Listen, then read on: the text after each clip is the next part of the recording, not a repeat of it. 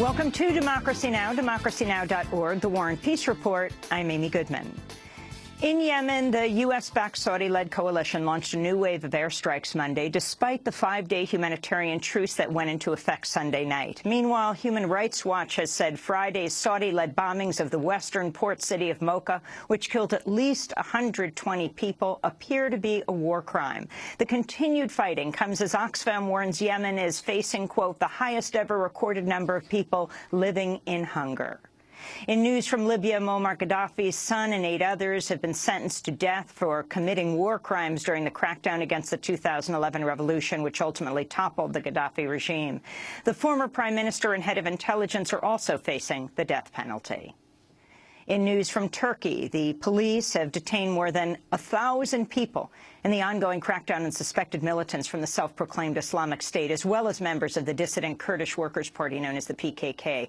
Meanwhile, at an emergency meeting in Brussels today, NATO offered support for Turkey's escalating military actions, which include airstrikes against ISIL in Syria and attacks on PKK camps in northern Iraq. The New York Times editorial board has called Turkey's assault on PKK camps a, quote, dangerous development that will create even more turmoil in the region. In Germany, an explosion in Dresden struck the car of a leftist politician who's been advocating for refugees. The explosion comes one day after Dresden residents smashed windows in a hotel that's being converted into refugee housing. Asylum applications to Germany are expected to double this year as hundreds of thousands of refugees flee Syria, Iraq, and the Balkans. No one was hurt in Monday's explosion.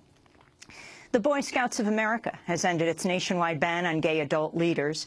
The move follows the Boy Scouts' decision to open its ranks to gay scouts 2 years ago. Monday's policy shift, which takes effect immediately, still permits local church-sponsored troops to discriminate against gay leaders.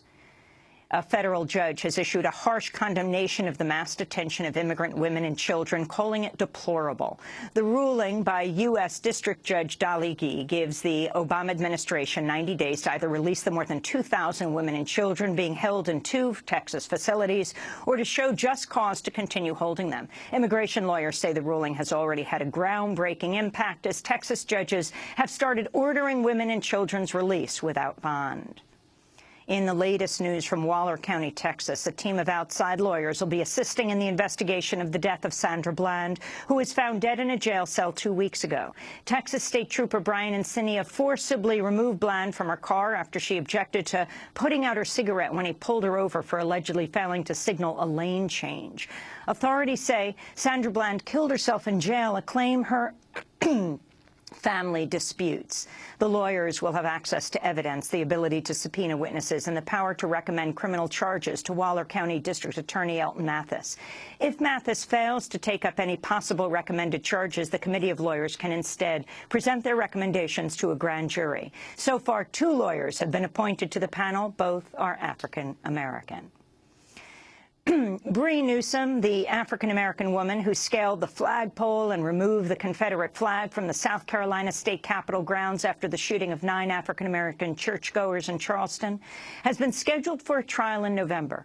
Newsome and Jimmy Tyson, the white activist who helped her, have been charged with defacing state property, which can carry 3 years in prison and a $5,000 fine.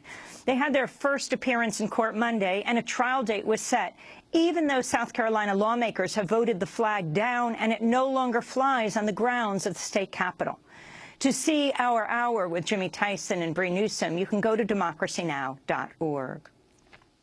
The U.S. State Department has upgraded Malaysia's human trafficking rating, despite protests from human rights groups and lawmakers who say the step was taken to ease passage of the Trans-Pacific Partnership Trade Pact. Monday's announcement came one day before the start of a fresh round of TPP talks in Hawaii. Malaysia, one of 12 countries in the secretive trade pact, was previously given the worst trafficking record, but a new measure bars the United States from negotiating trade deals with the worst-ranked countries. In a response to a reporter's question, Undersecretary of State Sarah Sewell denied the TPP influenced Malaysia's rating. This is something that's been questioned by rights groups and quite a large members of Congress. Did that come into play at all? No. The annual TIP report reflects the State Department's assessment of foreign government efforts during the reporting period to comply with the minimum standards for the elimination of trafficking in persons established under U.S. law, under the TVPA. And those standards, as I articulated, are quite well spelled out in the legislation, and those are the standards that are applied based on the factual reporting that is gathered during the course of the year. The United States also upgraded the human trafficking rating of Cuba. Amnesty International says Mexico is facing a crisis of enforced disappearances. The statement came after the Associated Press reported authorities have found at least 60 mass graves with 129 bodies in the southern state of Iguala since the disappearance of 43 students there 10 months ago.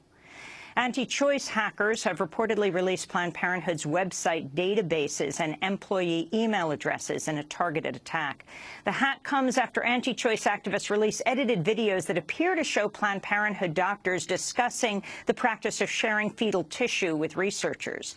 In an interview on ABC's This Week, Planned Parenthood President Cecile Richards said the donations are never for profit and any charges cover only the cost of transmission to researchers.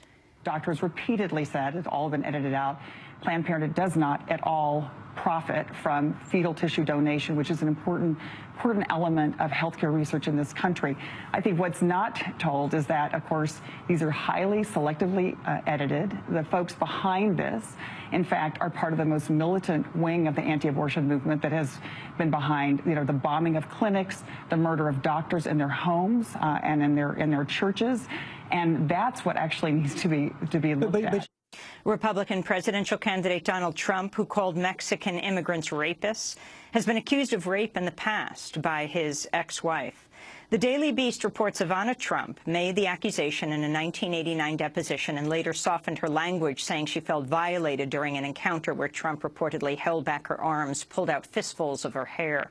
The assault was described in the 1993 book Lost Tycoon. Michael Cohen, an attorney at the Trump Organization, incorrectly told the Daily Beast, quote, "You cannot rape your spouse," and then threatened the outlet, saying, quote, "What I'm going to do to you is going to be effing disgusting." He actually used the word. Democratic presidential candidate Hillary Clinton has outlined her plan to address climate change, calling for a 7-fold increase in solar panels and for a third of the nation's electricity to be produced by renewable sources by 2027. The announcement comes after the Huffington Post revealed earlier this month nearly all the lobbyists bundling contributions for Clinton have worked for the fossil fuel industry. And the U.S. Olympic Committee has dropped Boston as its proposed bid city to host the 2024 Olympics following mass resistance by city residents.